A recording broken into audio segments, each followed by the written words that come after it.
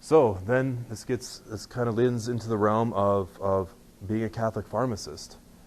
You know, this is kind of in the danger zone, as they'd say, right now, with this whole realm of healthcare laws and people trying to remove conscience protection and forcing people to do stuff. I mean, it seems like every other day I'm reading something in the news where some lawsuit or law or someplace in the country, in our country, in the world, where rights of conscience are being threatened, and people are saying, well, you have to force doctors to be complicit. Whoa. So, you know, a Catholic pharmacist, obviously dealing with a lot of drugs and prescriptions and everything else. But what is a huge portion of the pharmacy industry today? Birth control pills. You know, you ask your average pharmacist what's the number one pill they put in people's hands? The pill. That's why it has the label, the pill. That means birth control. They're prescribing lots of other things, but when you stack them all, that's not antidepressants, it's the pill. So is that ever really ever permissible? Because there's the realm of the pill, the realm of morning after pill, or RU46, or some of these other ones that are out there now. Now, and basically the answer is no. It's not morally permissible to be involved in these types of things. Why? Because they're abortifacient drugs. The realm of abortifacient drugs, our Holy Father has taught that, and the principle of cooperation in evil is you can't be involved in enabling this. This is material cooperation. You're handing them the pill. So, and so because the pill works in three ways, it prevents ovulation, it changes, it prevents, I can never remember the word. Makes it more difficult for the sperm to get where it's going. Capacitation, I don't know how to say the word. And it changes the lining of a woman's uterus to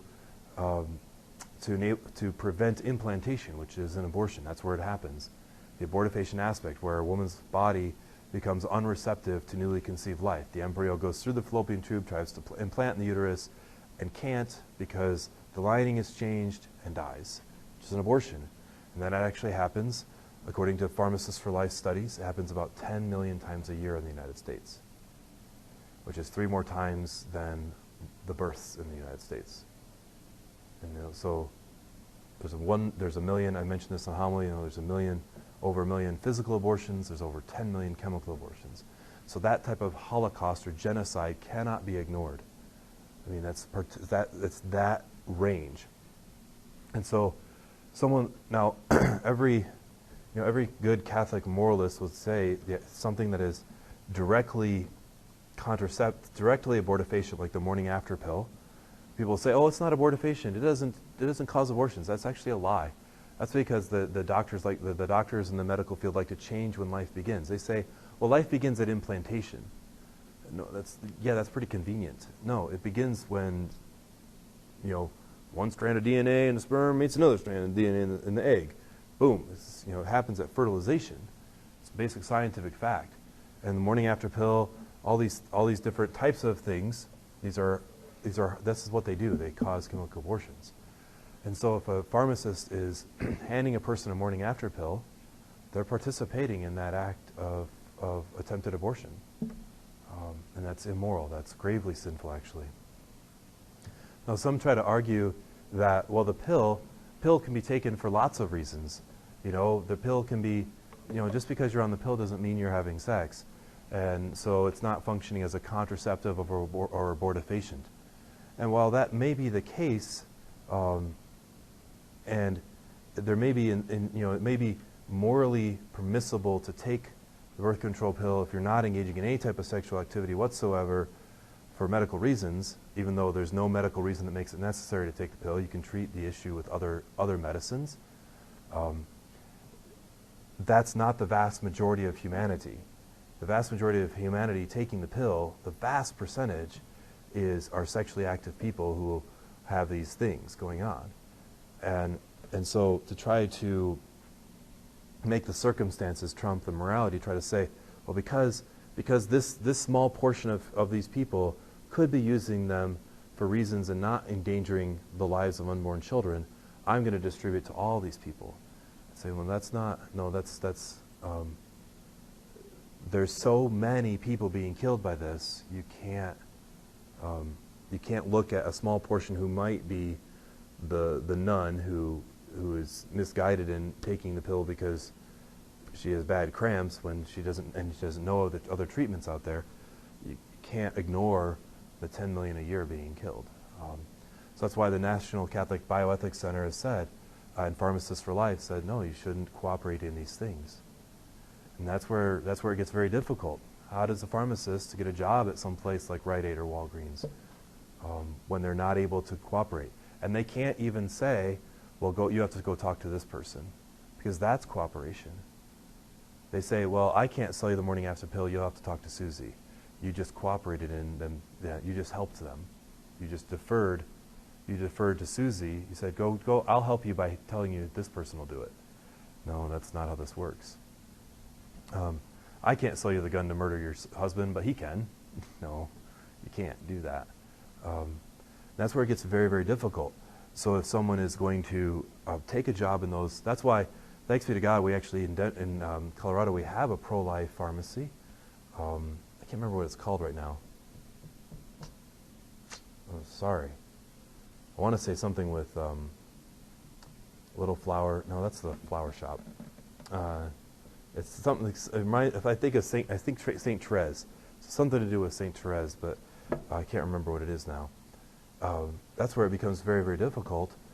And as Catholics, we have to really defend our conscience clauses that we still currently have. It's still currently legal to say, I can't participate in this in any way. It goes against my morals.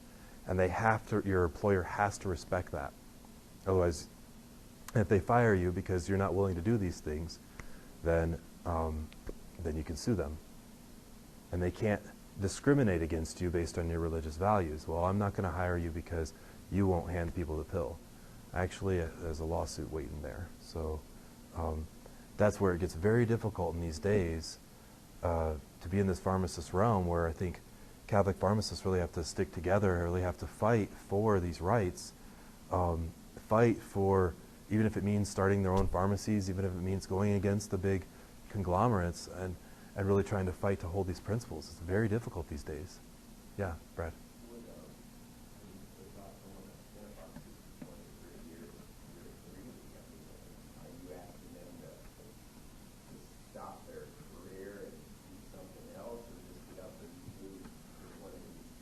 Yeah. Yeah, what do you do when someone's been doing this for 20, 30 years and they hear the teachings of the church? Right. Right. I think that's where they should foremost, of course, to trust the Lord, that always following His will always work out. It'll always work out.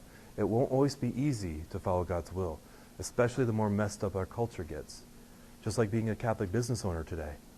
You have to basically be in a lawsuit with the federal government right now if you want to provide health insurance to your employees. You have to sue the government and get a federal injunction. It is currently illegal to be a devout Catholic and own a business and follow all the teachings of the church, unless you want to get an injunction against the government.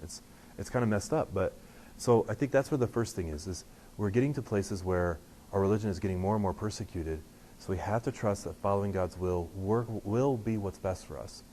Because it's better to stay faithful to God and suffer the consequences than to be unfaithful to God and suffer the consequences.